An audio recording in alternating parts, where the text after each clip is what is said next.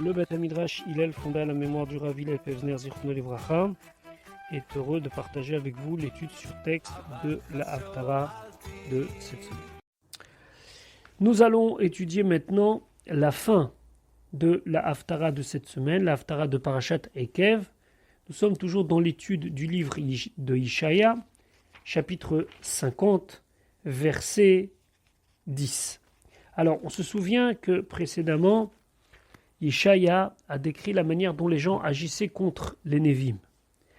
Maintenant, ce n'est pas tout le monde. On se rappelle que Ishaïa a prophétisé avant la destruction du temple, mais il a prophétisé aussi le retour à Sion.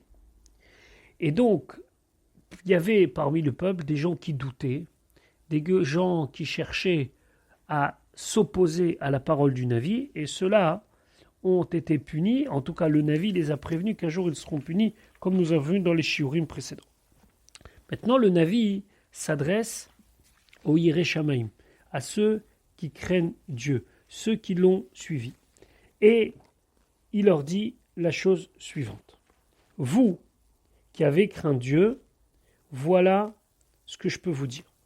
Mi bachem, qui parmi vous, Yirei Hashem, celui qui craignait Dieu, Veshomea bekol avdo, et qui écoutait la voix de son serviteur, c'est-à-dire le serviteur de Dieu, le Navi. Est-ce que parmi ceux qui ont craint Dieu, Asher alach chashechim, qui a été dans l'obscurité, à tel point que ve'en noga lo, il n'avait aucun moyen de voir de la lumière, noga, ici ça veut dire de la lumière, et malgré tout, par cela, qu'il a suivi Akadosh Baruch Hu, Iftach Beshem Hashem, il a eu confiance dans le nom de Dieu, Ve'ishaen Be'elokav, et il a pu céder, être, se reposer sur Akadosh Baruch Hu. Ici, dans le sens se reposer, c'est-à-dire être comme si Akadosh Baruch Hu, il était un soutien. Vous savez, quand une personne elle est un petit peu fatiguée, elle est soutenue. Alors Ve'ishaen, c'est qu'il va pouvoir se soutenir sur son Dieu. Donc ici, d'après Rashi, il s'adresse à ceux qui, pendant la galoute, ne sont pas tombés. L'obscurité, c'est tentant. L'obscurité, c'est tentant pour abandonner. L'obscurité, c'est aussi tentant pour faire disparaître. Ici, on voit que malgré l'obscurité, malgré le manque de lumière, il y a des gens qui ont continué à servir à Kadosh Baruch. Maintenant, le Malbin, il a une autre interprétation qui ressemble, mais qui explique que ceux qui ont été dans l'obscurité, ce n'est pas l'obscurité de la galoute. Bien sûr que c'est pendant la période de la galoute, mais dans l'obscurité, c'est ici une qualité, laquelle, celle de suivre aveuglément. Aveuglément qui? Hachem et son serviteur. À l'époque, tout Navi était remis en cause. Tout Navi pouvait être, tout prophète pouvait être testé, entre guillemets. Et beaucoup de gens étaient non seulement des sceptiques, mais des moqueurs, et même des gens violents envers des gens comme Ishaïa, même si Ishaïa lui-même n'a vécu aucun événement marquant dans ce sens-là, mais c'était le cas, par exemple, comme nous l'avons dit hier, dans notre cours précédent, du prophète Amos. Et donc, ici, Asher alach hashechim, ça désigne les gens qui suivent Akadosh Baruch Hu aveuglément. Et le fait de suivre aveuglément et de ne pas chercher de lumière, c'est-à-dire à tester, à vérifier, ça donne la possibilité de pouvoir, avoir confiance en Akadosh Baruch Hu, et quelque part c'est soulageant pour celui qui en a besoin, et d'autre part on peut se reposer sur Akadosh Baruch Hu, c'est-à-dire que grâce à ça, on aura un appui. Donc ça, c'est pour les Yirei Shamaim, et voici comme ça, on peut mieux comprendre le mot Chashechim qui signifie l'obscurité. Maintenant, le Navi se retourne vers ceux qui, au contraire, ont été là pour tester, ils ont été là pour essayer de montrer le ridicule des paroles du Navi. Et donc, Ishaïa s'adresse à eux, il leur dit « Hen kulechem kodeche esh » vous tous, c'est vous qui avez allumé le feu, attisé le feu, mais à Zer et Zikot, vous vous êtes mis autour de votre taille des zikot. Alors, on peut traduire dans le sens simple des torches, mais c'est pas seulement ça. Les zikot, c'est ce qui va donner plus tard l'idée de zikukim qui désigne des feux d'artifice dans l'hébreu moderne, ce sont des flammettes qui a priori éclairent, a priori chauffent, mais qui disparaissent aussi rapidement qu'elles sont venues. Ici, on parle à ceux qui ont entretenu la révolte contre Akadosh Baruch Hu et qui ont attisé le feu de la colère d'Akadosh Baruch Hu. Alors, le Navi leur dit, Lechu, allez, Beur Heshrem, en suivant la flamme que vous avez allumée. Our ici, ça ne désigne pas or, la lumière, mais le foyer que vous avez allumé Heshrem de vos feux, ou Vezikot Biartem, et toutes les torches que vous avez allumées. Sachez que vous allez être punis par la même chose, pour vous prouver que Miadi Haïtazot Lachem, que c'est de ma main que cela vous est arrivé, Lema Atseva Tish Kavun, et lorsque vous allez vous coucher, lorsque vous allez disparaître dans la douleur. Ici, on veut bien marquer que, au final, tous ceux qui se sont révoltés contre Akadosh Baruch Hu ont reçu ce qu'ils méritaient. Et d'ailleurs, le Midrash dit que ce pasouk-là parle de l'Eatid Lavo. L'Eatid Lavo, lorsque Mashiach va venir, tous ceux qui se sont révoltés, ils vont être jugés. Et eux, ils vont pas être contents. Et ils vont dire, mais pourquoi nous, on devrait être punis? Nous aussi, on était parmi ceux qui ont attendu la Yeshua, qui ont attendu la délivrance d'Akadosh Baruch Hu. Et Hachem va leur répondre, dites-moi, est-ce qu'il n'y avait pas parmi vous, dans votre monde, des gens qui cherchaient la machloket, des gens qui parlaient du lashon hara, des gens qui cherchaient des disputes? Vous êtes tous des gens qui avaient allumé le feu. C'est pour ça, maintenant, les vous allez aller vous réchauffer, entre guillemets, avec le foyer que vous avez vous-même allumé. Au final, ces mida keneged mida, ils recevront la récompense, entre guillemets, le salaire de ce qu'ils ont eux-mêmes fait. Maintenant, nous allons commencer l'étude du 51e chapitre, Perek Nun Aleph, Pasuk Aleph. Le Navi s'adresse encore une fois au Yireh Hashem et il leur dit Shimu Elai. Écoutez-moi. Écoutez-moi, c'est Hachem qui parle dans la gorge du Navi, dans la bouche du Navi. Rotfet Tzedek. Vous êtes ceux qui cherchez le Tzedek. Vous qui cherchez la justice. Bevakshe Hachem. Vous qui recherchez Akadosh Baruch Hu. Rotfet, c'est poursuivre.